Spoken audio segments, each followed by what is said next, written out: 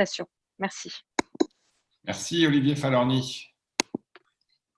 Merci Monsieur le Président, Madame la Ministre. Je souhaite tout d'abord à mon tour, au nom des collègues du groupe Liberté et Territoires, saluer l'engagement des salariés du secteur de l'énergie qui ont permis la continuité de l'activité et de l'approvisionnement à un moment où le pays fonctionne au ralenti.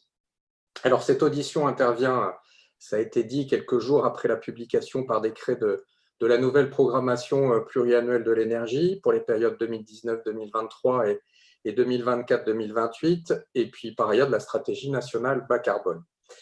Nous avons vu les demandes, notamment du MEDEF, appelant à repousser ces documents stratégiques. Au final, ces textes comportent assez peu de surprises. Ils tablent d'une part sur une montée en puissance des énergies renouvelables et sur un recul de la part du nucléaire dans la production d'électricité. Alors d'aucuns regrettent la frilosité de certains objectifs, reste désormais à les faire suivre des faits. Alors deux premières questions.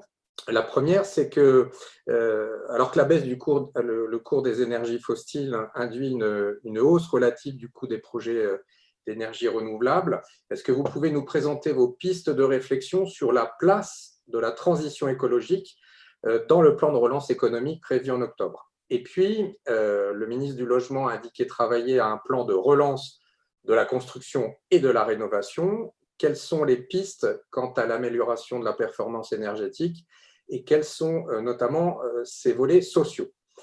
Sur la neutralité carbone, il nous faudra notamment aspirer à davantage de sobriété énergétique. Je m'étonne que vous ayez durci les critères de la défaillance du système électrique.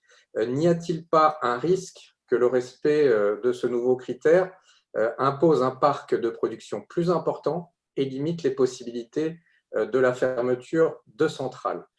Enfin, concernant le nucléaire, l'année 2020 devrait être le théâtre de plusieurs échéances, la finalisation du projet Hercule et la fermeture des réacteurs de Fessenheim.